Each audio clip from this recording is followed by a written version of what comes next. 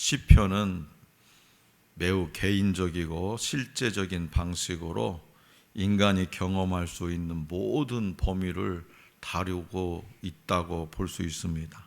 모세로부터 시작해서 바벨론 포로 귀환까지, 그리고 이스라엘 역사의 긴 시간 동안 있었던 어떤 인간의 삶 가운데 있었던 축제와 전쟁, 평화, 심판, 그리고 메시아 예언, 찬양, 슬픔과 같은 각종 주제가 이 시편에 등장한다는 거예요.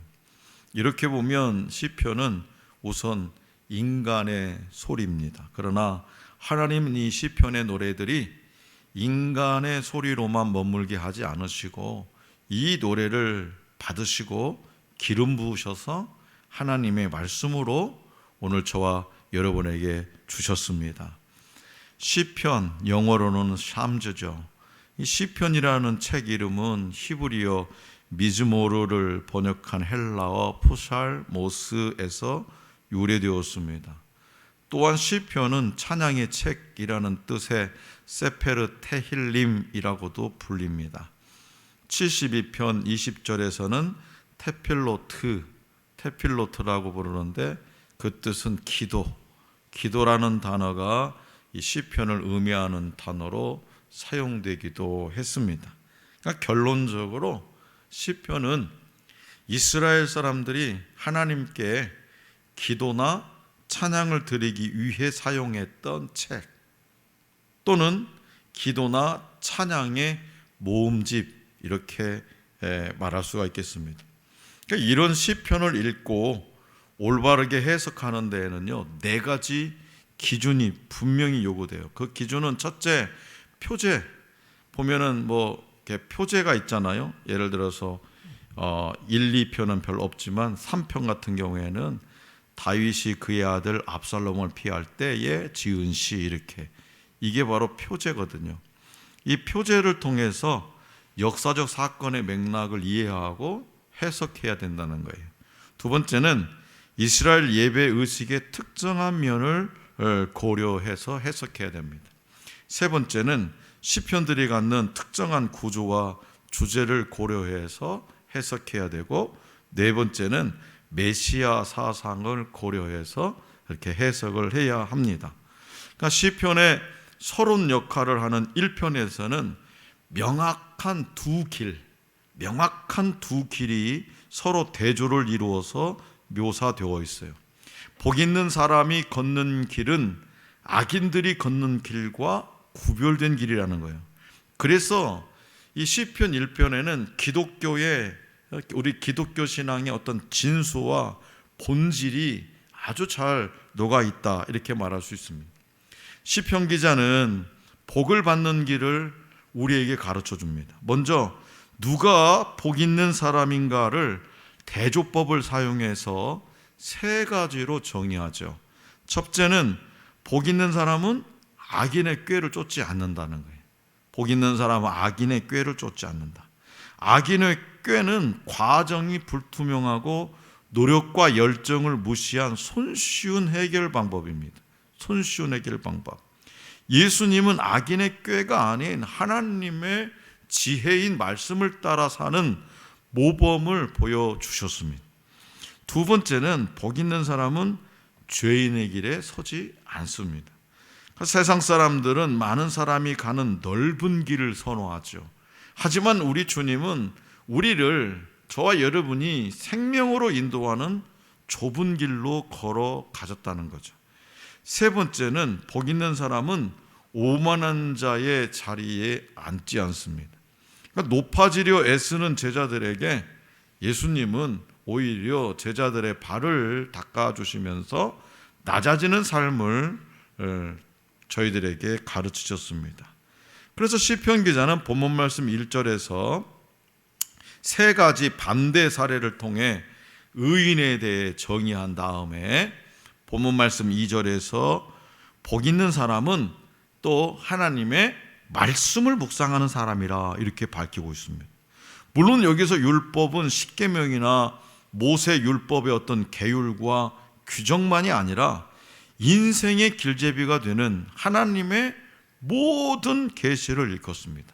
그래서 말씀에 따라 삶을 결정할 때, 하나님의 말씀을 따라서 삶을 결정할 때, 다시 말해서 하나님께 결제를 맡고 그 결제에 맡은 대로 삶을 살아갈 때 악인의 길을 벗어나서 유혹에서 이길 수 있는 지혜와 힘을 주신다는 말씀이에요. 그래서 시편 기자는 본문 말씀 3절에서 말씀을 묵상하는 의인은 시냇가에 심은 나무와 같아서 나무가 계절을 따라 과실을 맺듯이 의인은 열매를 맺는 삶을 살아가게 된다고 선언하고 있습니다.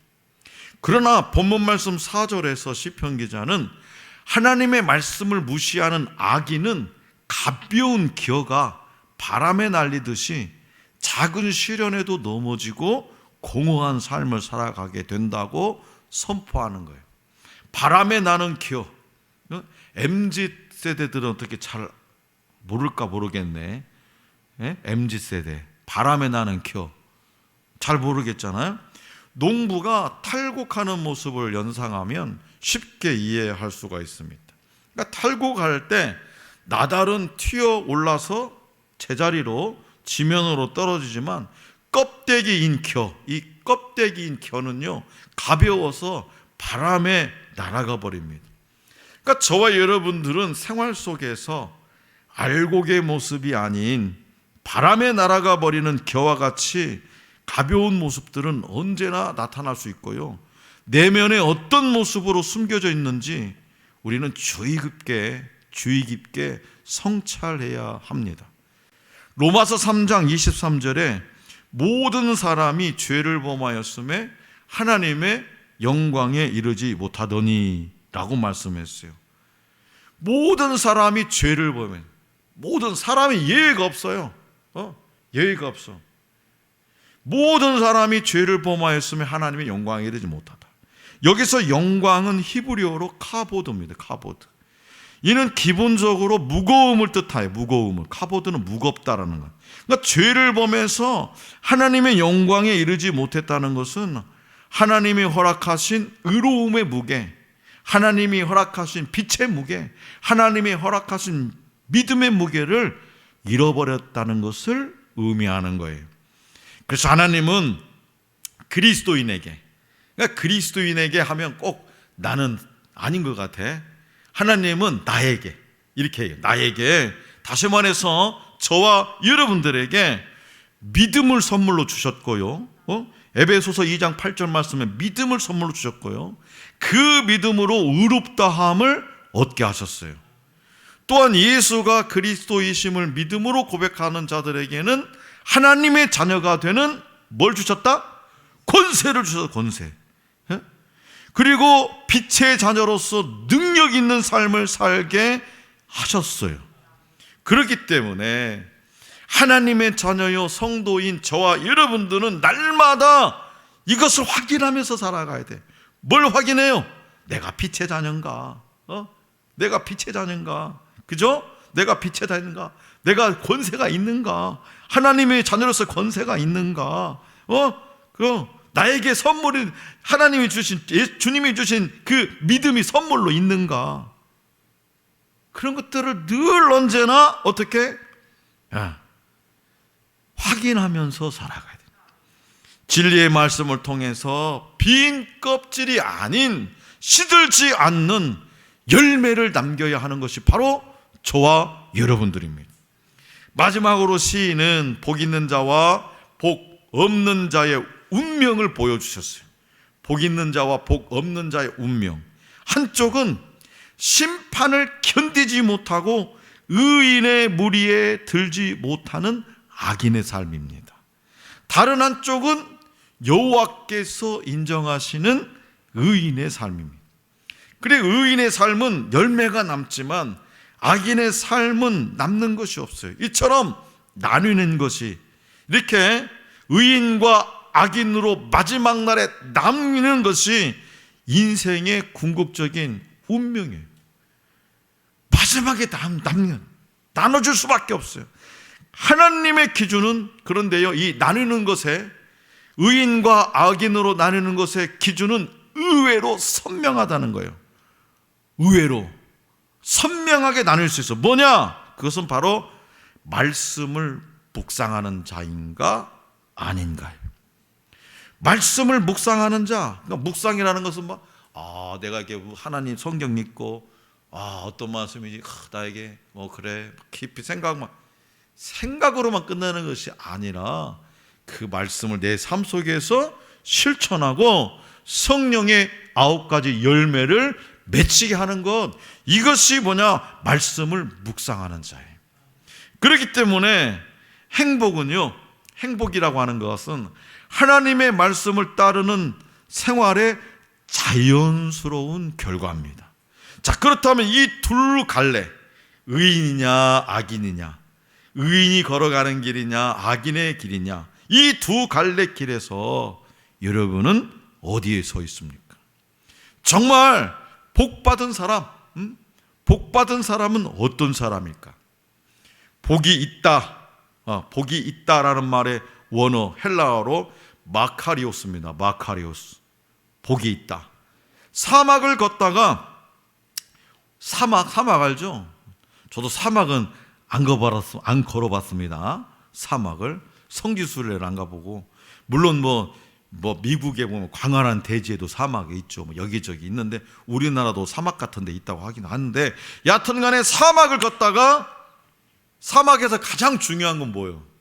물이잖아, 물. 그러니까 오아시스를 발견해서 달려가 막 물을 마실 때 그 갈증이 심해가지고 오아시스를 발견해가지고 달려가서 물을 마실 때 뭐라고 하는 줄 아세요? 마카리오스, 오 마카리오스, 이렇게 외친다는 거예요. 무슨 말이냐? 나는 복받은 사람이다 이거예요. 복받은 사람이다. 나는 복받은 사람이다. 다시 말해서 복 있는 사람은 자신이 복받은 것을 아는 사람이요, 복을 받았다고 믿는 사람이에요. 이게 복 있는 사람. 내가 복받은 것을 아는 사람이고 복을 받았다고 믿는 사람, 이 사람이 복 있는 사람이다. 누가 보아도 항상 행복해 보이는 어떤 노인에게 사람들이 비결을 물었어요. 근데 노인이 활짝 웃으면서 이렇게 대답했어요. 사람은 아침마다 눈을 뜨면 행복과 불행 중에 한 개를 선택하지. 나는 늘 행복을 선택했을 뿐이야. 늘 사람은 아침에 눈을 뜨면 행복과 불행 중에 한 가지를 선택하게 돼 있다는 거예요. 그 중에서 이 노인은 행복을 선택했다는 거예요. 그랬더니 사람들 눈에 어떻게 보였어요? 항상 행복한 노인으로 보였다는 거예요. 항상. 그래서 행복의 비결은 간단해요. 여러분 행복해지고 싶죠? 오늘 수요기도에 첫 번째 나온 기념으로 내가 그거 가르쳐 주려고 그래. 이거 행복의 비결은 뭐냐? 행복은 쟁취하는 것이 아니라 누리는 겁니다. 누리는 거예요. 누리는 것. 그래서 시인은 복 있는 사람이 시냇가에 심은 나무와 같다고 노래합니다. 이스라엘은 사막이고 사막에는요 시냇가가 없어요. 시냇가의 원어를 보면 오아시스입니다. 오아시스는 빗물이 아니라 지하수입니다. 사막에는 물이 전혀 없지만 지하 가장 낮은 곳에서 흐르는 물이 역류해서 올라오는 것이 뭐냐? 오아시스예요. 이 오아시스 옆에 심긴 나무, 이 풀 한 포기도 자라지 않는 사막, 풀 한 포기도 자라지 않는 이 사막에 있는 이 오아시스 옆에 심긴 나무, 참으로 복받은 나무 아닙니까? 사막 같은 인생길을 걸어가면서 우리는 여러 가지 갈증에 목말라고 있습니다. 여러 가지. 돈의 갈증, 출세의 갈증, 좋은 학교의 갈증, 좋은 성적의 갈증, 좋은 배우자의 갈증, 또 좋은 교회에 대한 갈증, 여러 가지 갈증에 목말라고 있어요. 그래서 복 있는 사람은 오아시스에 심긴 나무와 같다고 말씀한 거예요. 자, 인생의 오아시스는 뭘까? 인생의 오아시스. 요한복음 4장 14절에서 예수님은 목마른 삶을 살던 그 사마리아 여인과의 대화에서 인생의 오아시스에 대해서 이렇게 말씀하셨어요. 내가 주는 물을 마시는 사람은 영원히 목마르지 아니할 것이다. 내가 주는 물은 그 사람 속에서 영생에 이르게 하는 샘물이 될 것이다. 누가 주는 물이요? 예수님. 또 이 말씀을 하시기 전에 사마리아 여인이 물깃던 수가성 여인을 가리키면서 이 물, 이 수가성 우물, 이 물을 마시는 사람은 다시 목마를 것이다 라고 말씀하셨어요. 그래서 이 말씀처럼 세상이 주는 물은요 전부 다 수가성 우물입니다. 잠깐은 그 목마름의 갈증이 해결될 수 있을지는 몰라도 또다시 언젠가는 또 갈증나요. 여러분 집에 그냥 여러분 통장에 돈이 산더미처럼 쌓였다고 해서 여러분의 인생의 갈증이 싹 해소됩니까? 안 그래요. 안 그래요. 여러분들이 생각하는 꿈꾸는 비전대로 막 꿈꾸는 대로 막 출세했어요. 그 출세를 갖떨어지게 해가지고 막 군산 시내에다가 프랑카드 붙여놔가지고 막 금이 환영하고 막 그러면 그 인생의 갈증이 다 그걸로 해결됩니까? 안 그래요. 이 세상이 주는 물은 전부 수가성 우물. 인간 영혼의 갈증을 해결할 수 있는 물은 오직 생수이신 예수 그리스도밖에 없습니다. 그렇기 때문에 저와 여러분들은 예수 그리스도를 만나야 돼요. 언제든지 예수 그리스도를 만나요. 그러니까 이 노인이 아침에 일어나서 행복과 불행 중에서 한 가지 행복을 선택, 그 행복이 뭐냐? 제가 생각할 때는 예수님을 만났던 것 같아요. 세상 사람들이 아니라 눈 뜨면 예수님을 만난 거예요. 눈을 뜨면. 그래서 우리가 저와 여러분들은 예수 그리스도를 만나서 영생수 오아시스 샘가에 심긴 나무 같은 복 있는 삶을 살아가야 됩니다. 자, 성도 여러분, 하나님은요 우리를 사랑하세요. 그리고 우리가 행복하기를 원하세요. 하나님은 우리가 이 땅에 살면서 인상 쓰고 막 그렇게 사는 걸 원치 않았어요. 시편은 어떤 사람이 복 있는 사람인지를 말하면서 시작했어요. 복 있는 인생의 출발은 뭐냐? 만남에 있다라는 거예요. 더 구체적으로 보면 복 있는 인생의 출발은 만남. 의인은 악인, 죄인, 오만한 자들의 말을 듣지 않고 그들과 같은 길에 서지 않으며 함께 앉지도 않는다는 거예요. 무슨 말이냐? 잘못된 만남을 피하는 것만으로도 우리는 복된 사람이 됩니다. 잘못된 만남은 시간이 가고 횟수를 거듭할수록 더 깊어지는 경향이 있어요. 그래서 본문 말씀 1절에서 따르다, 서다, 앉다라는 단어들은 점점 악화되어가는 그런 죄의 성질을 보여줍니다. 그릇된 선택과 만남을 지속하면 나쁜 것이 더 나빠져요. 사람은 함께하는 사람에게 영향을 받습니다.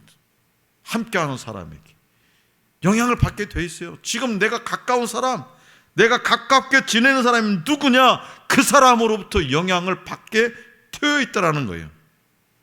생선을 쌌던 종이는요 비린내가 납니다. 생선을 쌌던 종이는 비린내가 나요.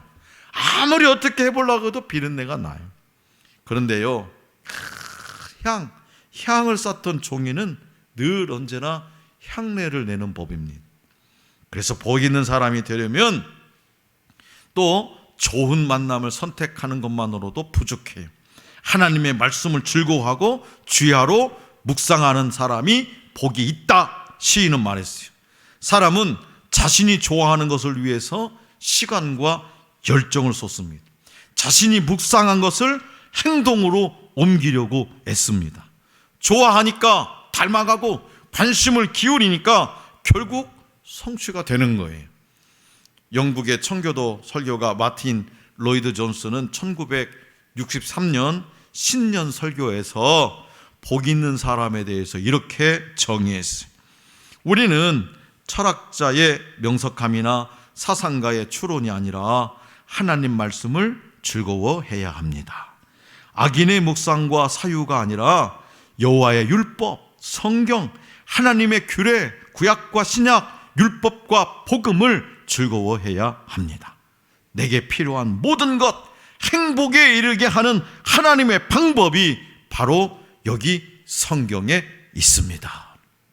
자, 사랑하는 성도 여러분, 말씀을 즐거워하여 항상 묵상하는 사람이 행복한 사람이, 말씀을 묵상하는 삶은 하나님이 인정하시는 행복한 인생, 복된 사람입니다. 그래서 우리가 사는 세상에는 복 있는 사람보다 악인이 훨씬 많아요. 그런데요, 혹시 나는 구원받았기 때문에 악인은 아닐 거야 라고 생각하지 마시기 바랍니다. 믿노라고 하면서도 하나님의 말씀에 관심이 없고, 그죠? 믿노라고 하면서 나 교회 다녀, 나 그래도 내가 크리스찬이라니까, 나 종교는 기독교라니까, 그렇게 말하면서도 하나님의 말씀에 관심이 없고 오히려 불순종의 삶을 산다면 그는 복 있는 사람이 아닙니다. 우리나라에 기독교가 들어온 초창기에 활동했던 선교사님들은요, 우리나라 사람들이 성경을 무섭도록 열심히 진지하게 읽고 공부하는 모습에 다 놀랬대요.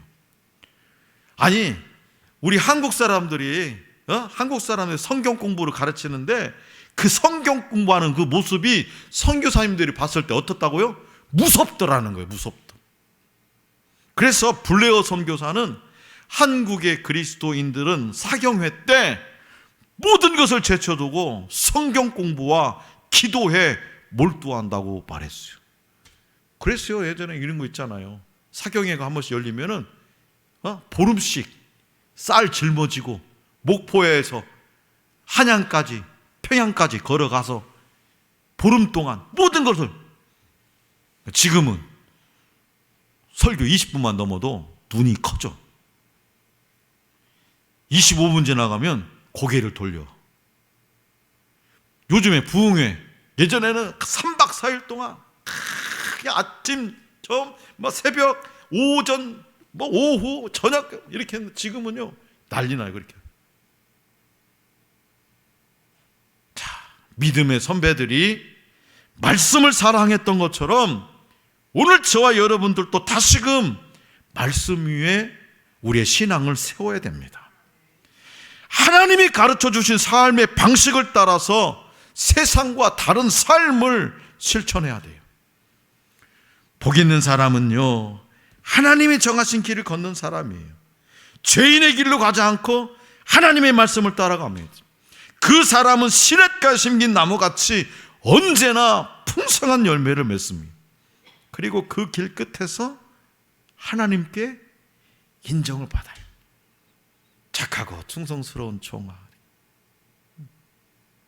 그러므로 그 길이 좁고 힘들어도 의인의 길을 묵묵히 걸어가는 2022년이 되시기 바랍니다. 사막 같은 우리 인생의 오아시스가 되어주시는 주님의 말씀으로 날마다 행복한 삶을 누리며 살아갈 수 있기를 간절히 기원합니다.